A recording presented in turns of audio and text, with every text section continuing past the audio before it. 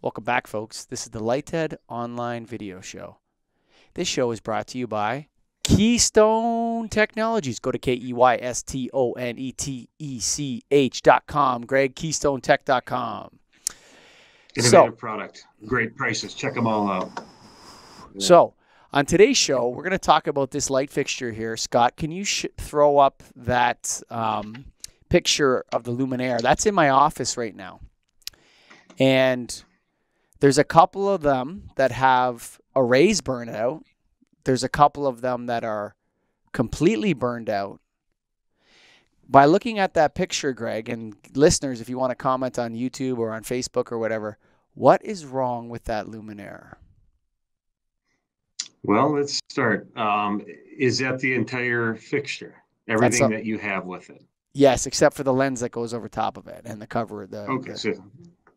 Okay, that's where I was going to start. I was like, there's no lens, there's no cover over the drivers, but we have that covered. You have that. So what is wrong with it? There's a lot of action in there. You got 3 drivers. You've got four boards, and within that another couple boards, 8 boards. There's 16 boards. 16 boards. Okay, so you're smashing a lot of LED in a profile. So it seems like there could be a lot of heat generated in that. I don't know. What, I haven't seen it lit, but you said that there's some diodes that are out. Some of them have some of the boards that are out. Some of them, they're all out. Some of them are half out. And they're exactly 5 years and 3 months old. 5 years, 3. They made it. They made it. Their 5-year warranty. They made it. What happened in those 3 months? I think there were a couple burned out before that they didn't call us about, and then a bunch went out recently. And now it's a problem all of a sudden. The customer is asking us to fix them for free out of goodwill. Sounds like a nice thing you could do, but I know you won't and you shouldn't. No, that's not going to happen. There's no goodwill after 5 years. Correct. No. So here's the thing about this. So I actually believe that the life cycle of a purpose-built LED light fixture is between 5 and 10 years. That's what I've been kind of inclined to believe. As far as they're typically a purpose-built LED high bay or whatever. Is that a high bay? I assume it's a high bay, yeah. Fixture I haven't seen them rated less than 70,000 hours, right? They're usually well over 50,000 hour rated. No, 5 years ago. The rating has nothing to do with the life cycle. Okay. True, okay. So the life cycle of a fluorescent fixture is 25 years. The housing and everything, sure. Right? So that's the life cycle of it. So when you're predicting like if you're saying, we need to predict future maintenance for this particular item, what's the life cycle of the lights? What's the life cycle of the HVAC? What's the life cycle of the electrical infrastructure? Whatever. Like how long before entire replacement is necessary?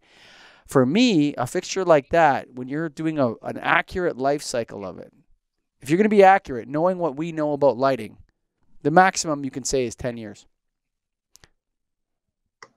And here's why. Here's why. Because that light fixture is more expensive to fix than replace. Yeah, you're right. At this point, especially. Tracking down the drivers and trying to find out what they are and the cost of the driver. That's one part. You can probably get that determined. But then if you need to change the chipboards, which it sounds like you might need to do here, good luck. You're going to be smashing something in that's not meant for that fixture. Well, let's say, so we have, I think there's 15 fixtures out. We have an array of problems with the fixture. I think what's going to happen is we're just going to tell the client, you know what, we just have to replace the entire fixture because by the time we buy a bunch of drivers and try to figure it out and change the drivers, and do we take them down and try to fix them? Do we leave them in place and try to fix them? By the time all that sort of stuff goes down, are we better off just replacing it, showing up with some new fixtures and bopping them in? Yeah, at this point you are, and that's what's odd about this whole purpose-built LED is that the manufacturers, and that's a good point, 25 years in the fluorescent, we could always replace the components pretty inexpensive. We're talking about not the life of the tubes. Yeah. No, Or the the fixture, the housing, everything. Yeah, the life cycle. Now you're talking, we've decreased the life cycle of the fixture on something that was meant to last longer than what you had before. I thought it was going to last We're forever. replacing that thing. Now we're replacing the whole thing. Yeah, that's a good point. Not just the components within it, because it's more costly to do that. You're right. I'm looking at that thing going, like, okay, we're experts. Okay. Mm-hmm. Mm-hmm. Whatever you want to call us, we have a PhD in lighting bullshit. Sure. Like, I'm not an LC, but if you got a problem like that, you probably want to talk to Greg or Michael or some other nailed member or an experienced contractor or something like that, right? It's actually very, like, when I realized it, I was sitting in my shop, I'm looking at this light fixture, I started laughing because I thought, we've actually reduced the life cycle of the lighting. Yes, maybe the lights last longer. Maybe they, like, the burn hours or whatever of the light source is longer, but the actual life cycle of the unit is less, and it's probably less than half. When you're doing purpose built. Yeah, I'm a modular guy, dude. I usually mostly do modular. In the inside of a building, I always recommend modular first. Or I'll say to the guy, hey, yeah, so you can change out whatever and this and that and blah, blah, blah. I'll always recommend that first, but I don't push it really that hard because a lot of people, like, there's a lot of people arguing on the other side, and, it's not always, sometimes it's a sales rep of mine. He's like, oh, dude, he doesn't like modular. He wants purpose built. It's like, okay, give him purpose built. But I mean, and I'm not against either one. I'm not against it. In the outdoor, you have to have purpose built. Yeah. So, but I mean, you look at that thing right there, that was installed in 2014 and got some problems there, son. Yeah, and it's something that, I haven't really thought about a lot. I've thought, well, we got to replace the fixture, but it doesn't really hit home until you actually have to do it. Now you look at it and say. It doesn't hit home until you use a word like life cycle. That's what it's all about. You say the word life cycle instead of life, rated life. Yeah, like we've actually we've reduced the life cycle of our infrastructure. It's a good point. I didn't know where we were going with this one, but that's deep.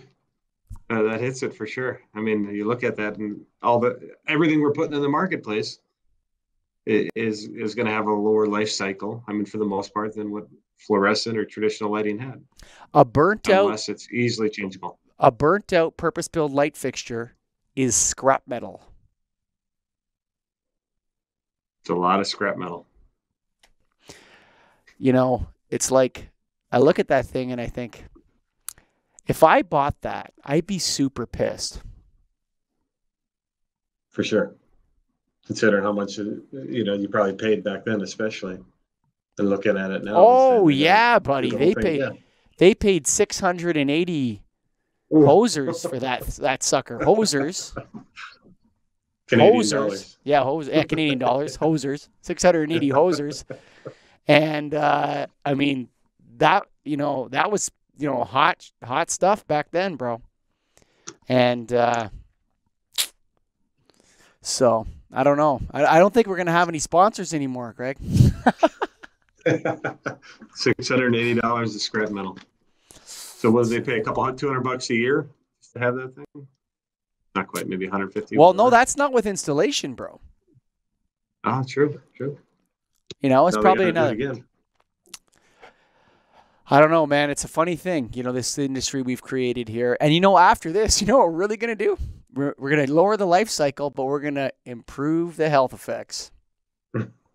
Coming next. This show has been brought to you by Keystone Technologies. Go to KEYSTONETECH.com. Thanks for listening.